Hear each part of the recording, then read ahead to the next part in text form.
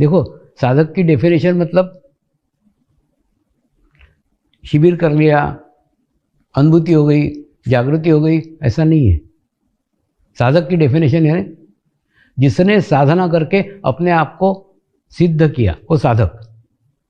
देखिए, इसमें भी क्या है, अहंकार है। प्रत्येक व्यक्ति कोई ना कोई अहंकार लेके आता है। कोई रूप का अहंकार लेके आता है, कोई व्यक्ति धन का अहंकार लेके आता है, कोई व्यक्ति पोस्ट का अहंकार लेके आता है। अहंकार के साथ में आएगा, अनुभूति भी प्राप्त होगी, लेकिन अनुभूति पाने के बाद में अहंकार का रूप बदल जाएगा। वो अहंकार छूट जाएगा जो लेकर के आया है, फिर उसका रूप बदल जाएगा। रूप क्या है, मैं साधक हूँ, ये अहंकार, ये नया अहंकार। मैंने अहंकार ने अपना रूप बदल दिया है। मैं आपको एक मजेदार किस्सा बताता हूँ। एक ना कुम्हार अपने 5 गधे बेचने के लिए बाजार में गया, और 5 गधे की कीमत 5-5 हज़ार, 4 गधों की कीमत 5-5 हज़ार, 5-5 हज़ार, 5-5 हज़ार, और जो 5वां गधा था ना, उसकी कीमत 7,000। तो लोग, पारखी लोग आते थे, उसके दांत देखते थे, पूंछ देखते थे, रंग देखते थे, उम्र पूछते थे, सब पूछते थे। सब गधे समान, क्योंकि सब भाई भाई थे, सब समान गधे थे, एक जैसे थे, उनके अंदर कुछ भी चेंज नहीं था। तो सब लोग आश्चर्यचकित होकर रह गए कि इस गधे की कीमत 7,000 क्यों, बाकी तो गधों की कीमत 5,000। तो इसके अंदर क्या चेंज है, क्या विशेषता है, क्या नया है? हमको तो कुछ नहीं दिख रहा है। हम तो इतने पारखी लोग हैं, फिर भी हम नहीं पहचान पा रहे कि गधे के अंदर नया क्या है। तो कुमार बोला, नया कुछ नहीं है, इसने मेरी 2,000 की नोट खाई हुई है, इसलिए वो वसूल करने के लिए इसकी कीमत 7,000 रखी। ऐसे आप साधक मत बनो कि आपके अंदर कुछ भी बदलाव नहीं है, कुछ भी चेंज नहीं है, जैसे पहले थे वैसे ही अभी भी हैं। और उसके बाद में सिर्फ एक अहंकार है कि मैंने अनुभूति को प्राप्त कर लिया, मैं साधक हो गया, स्कार्फ बांध लिया। ऐसे अहंकारी साधक मत बनो। देखो, अहंकार ना रूप बदलता है, रंग बदलता है, लेकिन जाता नहीं है। तो अपने अहंकार पे नियंत्रण रखो। और देखो ना, अपने आप को देखोगे ना, देखो जैसे शरीर भाव छूटेगा ना, अहंकार भी शरीर का एक पार्ट है ना। जैसे अहंकार छूटेगा ऑटोमेटिकली सब, जैसे भीतर के और जाओगे, अहंकार खुद ब खुद छूट जाएगा। दूसरा, कई साधक अनुभूति लेते हैं और नियमित 6 महीने तक खूब अच्छा ध्यान करते हैं, खूब अच्छा मेडिटेशन करते हैं, और मेडिटेशन में खूब अच्छी अनुभूतियाँ आती हैं। कभी चंदन की खुशबू आती है। देखो, आज्ञा चक्र तक जाएंगे ना, तो दिखने की प्रक्रिया होगी। राम दिख रहे हैं, कृष्ण दिख रहे हैं, हनुमान दिख रहे हैं, बुद्ध दिख रहे हैं, जीसस दिख रहे हैं। यहाँ तक देखेंगे तो वो दिखेगा। क्यों? क्योंकि उनको हमने भगवान माना हुआ है, तो जिसको भगवान माना वो दिखा। लेकिन इसके ऊपर जाओगे फिर कुछ नहीं दिखेगा, क्योंकि भगवान का कोई रूप ही नहीं है, हमने रूप बनाया हुआ है। तो ऊपर जाने के बाद में एकदम शून्य का स्थिति, और शून्य की स्थिति के अंदर हाँ, आपको अनुभूतियाँ होंगी। चंदन की खुशबू आएगी, गुलाब की खुशबू आएगी। जब आपका हृदय चक्र विकसित होगा ना, तो गुलाब की खुशबू आएगी, गुलाबी गुलाब, गुलाबी गुलाब। इस समय ये ढूंढने मत लग जाना कि पड़ोस में किसने इत्र लगा के आया गुलाब का। ऐसा जहाँ बुद्धि चलाई कि वो खुशबू गई। कभी चंदन की खुशबू आएगी, जब सहस्त्रार पहुँचो ना, चंदन की खुशबू आएगी, तो उस समय मत देखना कि कौन चंदन का इत्र लगा के आया।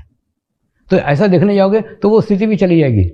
घंटा नाद सुनाई आएगा, शंख नाद सुनाई आएगा, ब्रह्मनाद सुनाई आएगा। ये सब अनुभूतियाँ होंगी, लेकिन ये अनुभूतियाँ भी पड़ाव है, इसके अंदर भी अटको मत। इससे भी ऊपर जाने की कोशिश करो, ऊपर जाने का प्रयास करो। और दूसरा होता है, कई बार ना 6 महीने तक साधक को खूब अच्छी अनुभूतियाँ आती हैं। क्योंकि क्या है, अकेले बैठ के घर पे ध्यान करते थे, ध्यान की प्रैक्टिस करते थे, और प्रैक्टिस करते करते करते चित्त शुद्ध हो गया, चित्त पवित्र हो गया। चित्त शुद्ध हो गया, चित्त पवित्र हो गया, चित्त नियंत्रित नहीं रहा। तो क्या था, जो रामू भिखारी जैसी आदत थी, इसके दोष देख, उसके दोष देख, उसके दोष देख, वो आदत नहीं गई। तो फिर क्या हो गया, 6 महीने के बाद में पूरा सत्यानाश हो गया, ध्यान लगना बंद हो गया। उसके बाद में ध्यान भी छूट गया, आजकल ध्यान लगता ही नहीं है। पहले 6 महीने में तो कितनी अच्छी अनुभूतियाँ आती थी। ऐसा क्यों होता है बताओ? इसलिए क्योंकि आपका चित्त नियंत्रित नहीं है। देखिए, इसके अंदर 2 बातें हैं। एक तो आपको चित्त को सशक्त भी करना पड़ेगा, नियमित ध्यान करके, नियमित साधना करके चित्त को सशक्त भी करना पड़ेगा, और उसके साथ साथ आपको चित्त को नियंत्रित भी करना पड़ेगा। ये कैसा प्रकार है, जैसे आपको तेज गाड़ी भी चलाने की है, और उसके बाद में एक्सीडेंट भी नहीं होना चाहिए, गाड़ी पे भी नियंत्रण चाहिए। तो नियंत्रण आपका तब आएगा जब आप सामूहिकता में ध्यान करोगे, जब आप कलेक्टिविटी में ध्यान करोगे। क्या होता है, जो अकेले ध्यान करते तब तो ठीक है, अपने पास में कोई है ही नहीं, हाँ, लेकिन जब सामूहिकता में ध्यान करते, 1000 लोगों के साथ ध्यान कर रहे हैं, 1000 लोगों के बीच में बैठे हैं, सेंटर में बैठे हैं, 1000 लोग बैठे हुए अपने आसपास, उसके बावजूद ध्यान कर रहे हैं, उसके बाद भी महसूस कर रहे हैं कि मैं अकेला हूं। वो 1000 लोगों का एहसास आपको नहीं हो रहा है, वो 1000 लोगों की कलेक्टिविटी आपको नहीं महसूस हो रही, आपको महसूस हो रहा आप केवल और केवल अपने आत्मा के साथ है। और एक बार आत्मा के साथ रहना सीख जाओ ना, आप दुनिया में कहीं पे भी अकेले रहोगे ही नहीं, कभी नहीं लगेगा आपको कि आप अकेले हैं। आपको महसूस होगा आपके आत्मा गुरु के रूप में आपके ही साथ है, गुरु के रूप में आपके ही पास है, महसूस करोगे और अपने गुरु खुद बन जाओगे। यह आध्यात्मिक स्थिति की सबसे बड़ी सीमा है। फिर आपको किसी उपदेश की, बाहर से कहने की, किसी माध्यम की, किसी गुरु की, किसी मूर्ति की, कुछ की आवश्यकता नहीं है। आप किसी स्वावलंबी, आध्यात्मिक क्षेत्र में आप स्वावलंबी हो जाओगे, आप आपके ही गुरु हो जाओगे और सारा ज्ञान, सारा नॉलेज आपको आपके भीतर से ही मिलेगा। दूसरा, आप जो ये इंटरनेट पे सर्च करते हो ना, ये जो किताबें पढ़ते हो, पुस्तकें पढ़ते हो, आपको क्या लगता है ज्ञान है? ये ज्ञान नहीं है, ये इन्फॉर्मेशन है, जानकारी है, यानी जो दुनिया में घटित हो चुका है।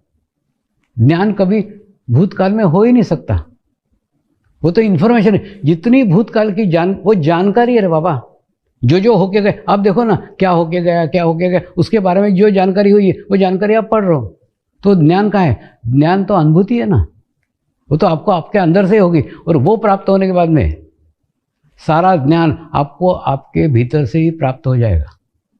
एक स्थान पे बैठ के दुनिया के किसी भी व्यक्ति के बारे में संपूर्ण जानकारी आप प्राप्त कर सकते हो। इतना बड़ा विशाल क्षेत्र योग का है, कितना बड़ा क्षेत्र है कि एक जगह बैठ करके आप दुनिया के किसी भी जानकारी प्राप्त कर सकते हो। तो इतना बड़ा क्षेत्र योग का है। योगासन और केवल प्राणायाम योग नहीं है। तो योग वास्तव में एक जीवन की वो कला है, एक जीवन को एक अच्छे संचालित करने का मैनेजमेंट है। उसके अंदर डालो ना तो आपका जीवन खूब व्यवस्थित रहेगा, सुखमय रहेगा, प्रसन्न रहेगा, खुश रहेगा, सकारात्मक रहेगा। आगे आने वाले दिनों में ये सकारात्मकता की बहुत आवश्यकता होगी। योग क्या करता है मालूम है? मनुष्य को सकारात्मक करता है। किसी भी परिस्थिति कुछ भी हो, हर परिस्थिति में वो सकारात्मक रहेगा, हर परिस्थिति में अच्छा देखेगा।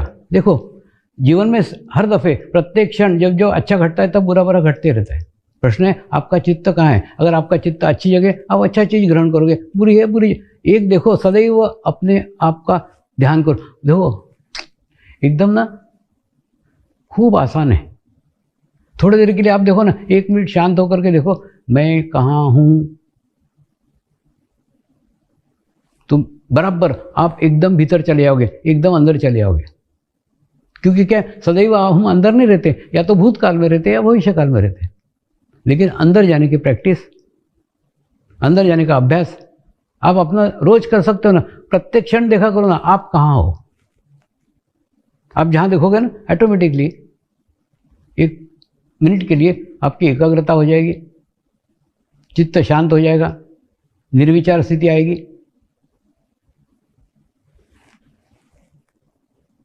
ध्यान ध्यान ध्यान कुछ नहीं है। वर्तमान में रहना, प्रेजेंट में रहना ध्यान है। आप कितना वर्तमान काल में रहते हो,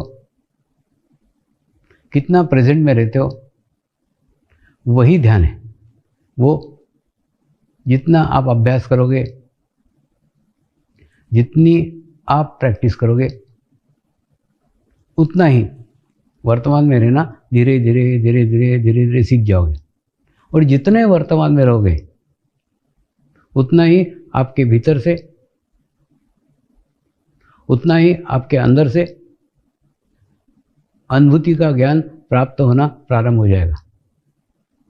और अनुभूति का ज्ञान एक ऐसा ज्ञान है जो आपको कोई इंटरनेट से, आपको कोई पुस्तक से,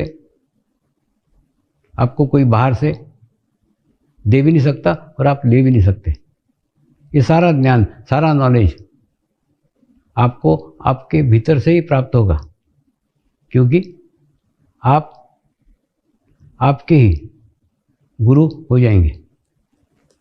नियमित साधना, नियमित अभ्यास और सामूहिक अभ्यास, ये दो ऐसे मार्ग हैं जिस पे ये समर्पण ध्यान की गाड़ी चलती है।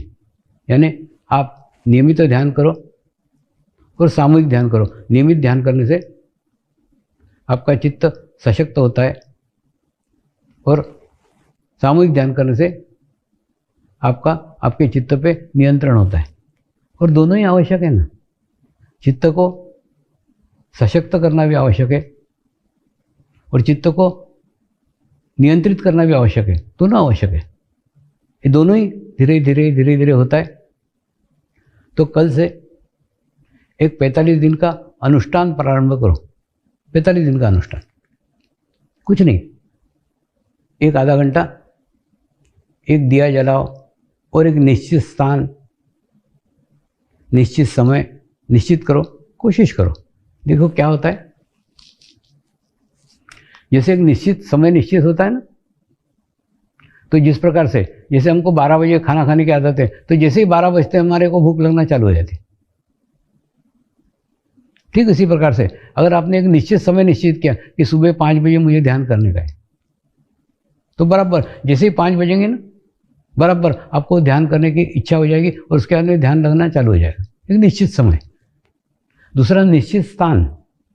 देखिए, घर के अंदर आप ऐसा कोना खोजो, आप घर के अंदर एक ऐसी जगह ढूंढो जिस जगह बाहर के कोई भी आते आते नहीं हो, कम लोगों का आना जाना हो सकता है आपका बेडरूम हो सकता है आपका पूजा घर हो, कोई भी एक ऐसा स्थान, उस निश्चित स्थान पे बैठ करके ध्यान करो।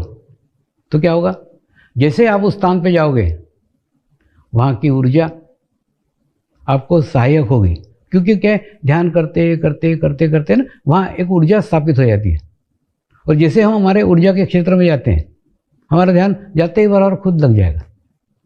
तो ऐसे दो जगह देखो ना, एक तो एक निश्चित समय देखो और एक निश्चित स्थान देखो। ऐसा 45 दिन का अनुष्ठान करो। तो अगर कल से आप अनुष्ठान चालू करते हैं तो आपका अनुष्ठान 13 फरवरी को समाप्त होगा। 13 फरवरी को समाप्त होगा, पूरे 45 दिन होंगे।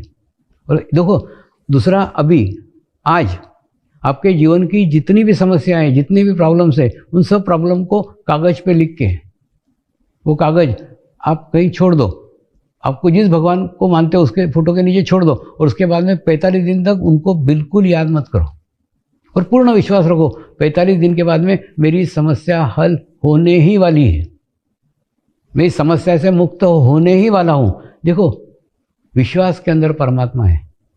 आप जितना विश्वास करोगे उतने अच्छे रिजल्ट, उतने अच्छे परिणाम आपको आ सकते हैं। तो विश्वास करो ना कि 45 दिन के बाद में मेरी ये समस्या हल होने ही वाली है, और उसके बाद में ऐसा विश्वास करके आप वो चिट्ठी छोड़ दो और 45 दिन उस समस्या को हल याद भी मत करना, उस समस्या का विचार भी मत करना। और दूसरा, आप सौंप दो ना, आपने परमात्मा को सौंपा है, आपने परमेश्वर को सौंपा है। अरे एक सामान्य किसी व्यक्ति को सौंपते हो तो आप सोचते हो कि नहीं, अरे अब देखो ना, हम बस में बैठते हैं, वो बस के ड्राइवर को जानते तक नहीं है, पहचानते भी नहीं है, उसका मुंह भी नहीं देखते, वो काला है कि पीला है, फिर भी बस में बैठ जाते हैं और विश्वास रखते हैं कि ये मुझे मेरे स्थान तक पहुंचा देगा, सुरक्षित पहुंचा देगा। मैंने जिस व्यक्ति को जानते नहीं, जिस व्यक्ति को पहचानती नहीं, उसके ऊपर भी हम पूर्ण विश्वास डाल रहे हैं कि ये हमारे को उस स्थान तक पहुंचा देगा। क्यों? हमने टिकट लिया है, उस स्थान का टिकट लिया है, तो उस स्थान पे पहुंचाएगा ही, और बिना एक्सीडेंट के पहुंचाएगा, सुरक्षित पहुंचाएगा। ये विश्वास रखते हैं। एक ड्राइवर के ऊपर विश्वास रख रहे हो, परमात्मा पे नहीं रख सकते। परमात्मा पे विश्वास रखो ना कि 45 दिन में मेरी समस्या हल करेगा ही। सच बताओ ना, तो समस्या तो तुमने पकड़ के रखी रहती है। जिसे हम समस्या को छोड़ देते हैं ना, परमात्मा के हवाले कर देते, तो परम चैतन्य वो कार्य करता है। आप अनुभव लेकर के देखना, और अनुभव लेकर के चाहिए तो मेरे को अनुभव बताना, मेरे पास तो खूब लाखों अनुभव हैं। तो ऐसा पूर्ण विश्वास रख के सौंपो कि मैंने परमात्मा को समस्या सौंपी है, मेरी प्रॉब्लम सौंपी है, सौंपने के बाद में वो पूर्ण करेगा ही, ये सोच के सौंपो। और दूसरा, बार बार करेगा कि नहीं करेगा, 45 दिन के बाद में हल होगी कि नहीं होगी, ऐसी शंका मत करना। शंका विश्वास के विरोध में, प्रेम के विरोध में। जिसको प्रेम करते हैं ना, उसके ऊपर कभी कोई शंका नहीं करते, अविश्वास नहीं करते। अविश्वास और शंका ये प्रेम और विश्वास के विरोध में है। ये विश्वास और प्रेम को भंग करते हैं। विश्वास से मिलने वाली शक्ति और प्रेम से मिलने वाली शक्ति, दोनों शक्ति के ये दो बाधक हैं। अगर आप शक करते हो, अगर आप अविश्वास करते हो, ऐसा अविश्वास मत करना। पूर्ण भाव के साथ में उसको सौंपना, और होगी ही। अरे बाबा, 25 सालों से हजारों लोगों को ये अनुभव मैंने कराया है, अनुभव बताया है, और उसके बाद में आज तक मुझे कोई भी व्यक्ति ऐसा नहीं मिला जिसने 45 दिन का अनुष्ठान नियमित व्यवस्थित किया हो और उसकी समस्या हल नहीं हुई हो और उसके सकारात्मक चेंज उसके जीवन में नहीं आया हो। ऐसा कोई भी व्यक्ति मुझे आज तक नहीं मिला। तो आप अनुभव लेकर के देखिए ना। और दूसरा, 45 दिन करके तो देखिए क्या बिगड़ता है आपका। देखो, मैं आपको कोई पहाड़ पे जाने को नहीं बोल रहा हूँ, मैं आपको कोई चारों धाम की यात्रा करने को नहीं बोल रहा हूँ, मैं आपको पैसे खर्च करने को नहीं बोल रहा हूँ, मैं आपको दान करने को नहीं बोल रहा हूँ, मैं कुछ भी नहीं बोल रहा हूँ।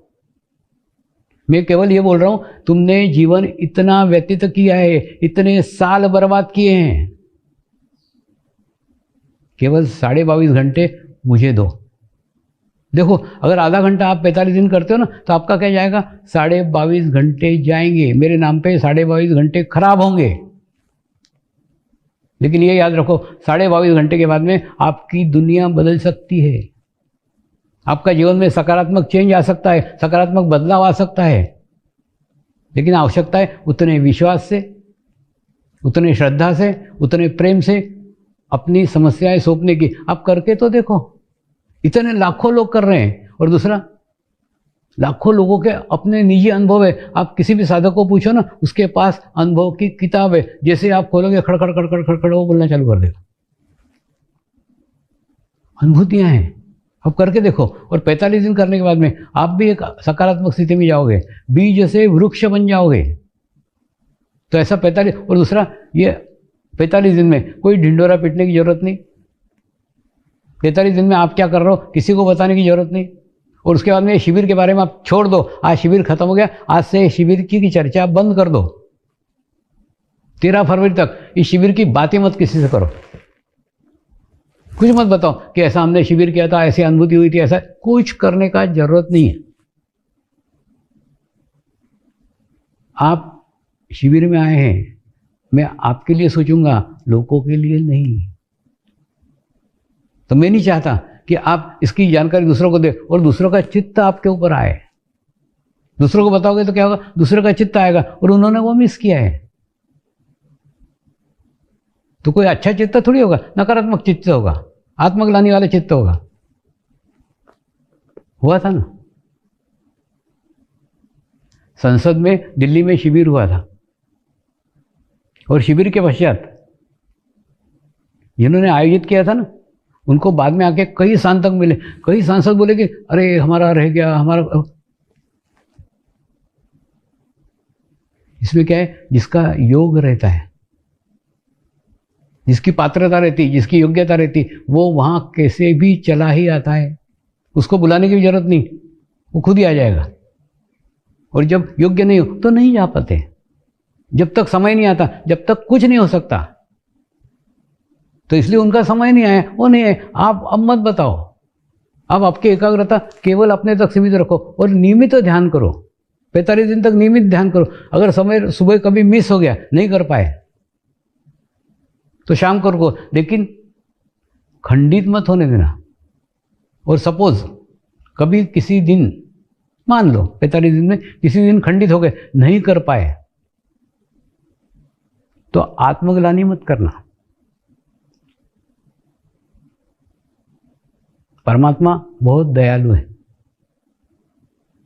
परमात्मा करुणा का सागर है। उसकी करुणा की शक्ति पे अविश्वास मत करना। उसकी करुणा की शक्ति के पूरा विश्वास करना कि मेरे से गलती हुई है, आज मेरे से ध्यान नहीं हुआ है, परमेश्वर मुझे माफ करेगा ही। परमात्मा मुझे माफ़ करेंगे, मुझे क्षमा करेंगे, ज़्यादा से ज़्यादा आप क्षमा मांग लो। ये परमात्मा, आज मैं बहुत बिजी था, आज मैं प्रवास में था, तो आज मैं ध्यान नहीं कर सका, कृपया मुझे क्षमा कर दीजिए, कृपया मुझे माफ़ कर दीजिए।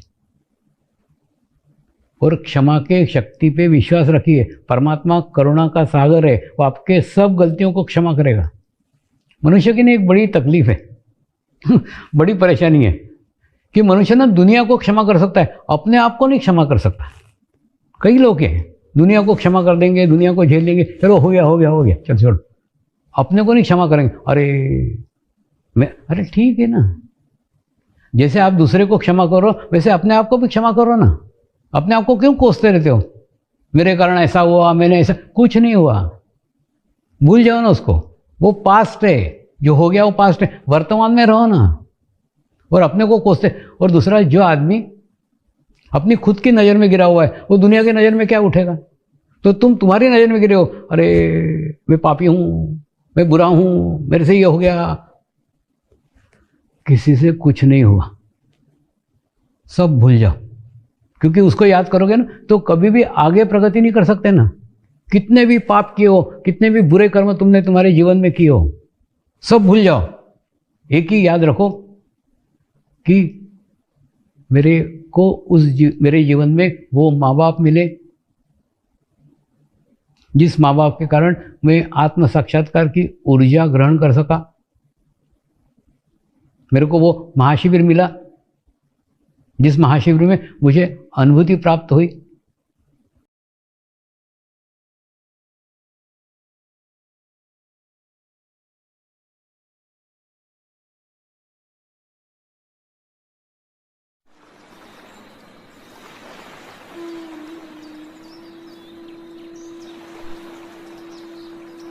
गुरुर्ब्रह्मा गुरुर्विष्णु गुरुर्देवो महेश्वरा गुरुर्साक्षात् परब्रह्म तस्मै श्री गुरुवे नमः।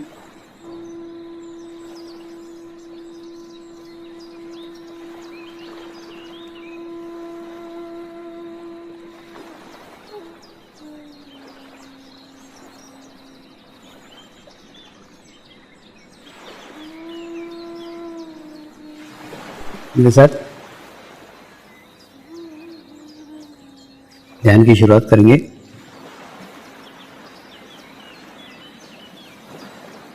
मैं एक पवित्र आत्मा हूँ, मैं एक शुद्ध आत्मा हूँ, मैं एक पवित्र आत्मा हूँ, मैं एक शुद्ध आत्मा हूँ, मैं एक पवित्र आत्मा हूँ, मैं एक शुद्ध आत्मा हूँ। गुरु मंत्र का उच्चारण करेंगे। ओम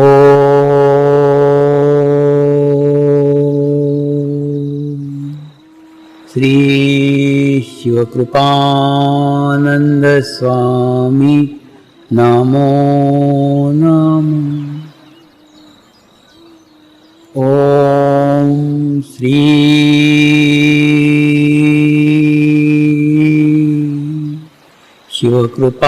शिवकृपानंद स्वामी नमो नमः।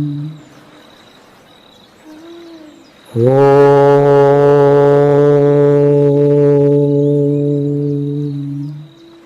श्री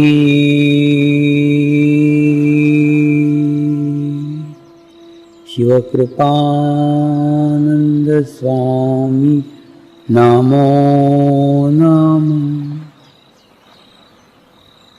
ओम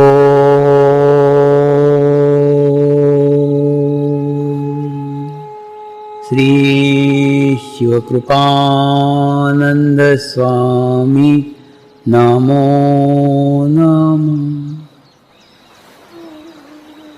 ओम श्री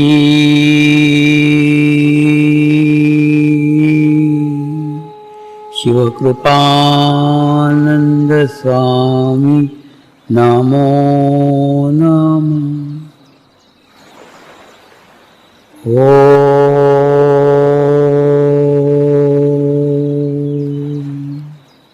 श्री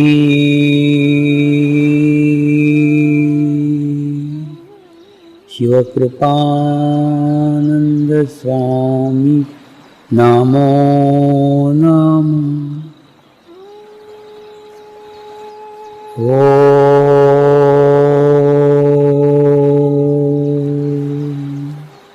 श्री शिवकृपानंद स्वामी नमो नमः। ओम श्री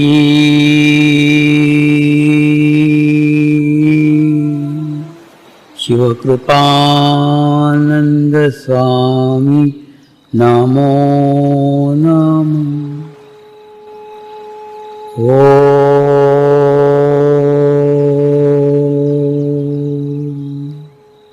श्री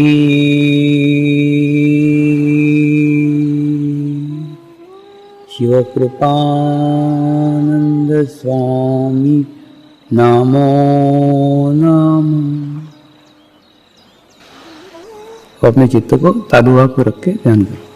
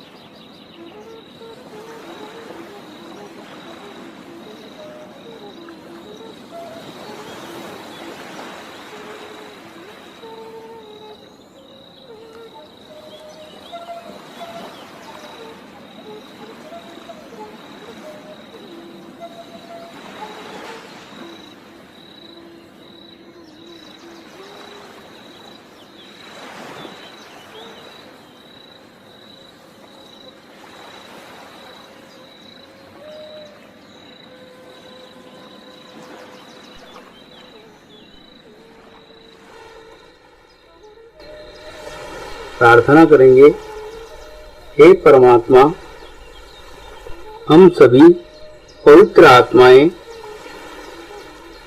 आपको हृदय से प्रार्थना करते हैं कि सारे विश्व में शांति हो, सारे विश्व के आत्माओं की आध्यात्मिक उन्नति हो एवं सर्वांगीण उन्नति हो। यही हम सब आत्माओं की शुद्ध इच्छा है। नमस्कार करेंगे।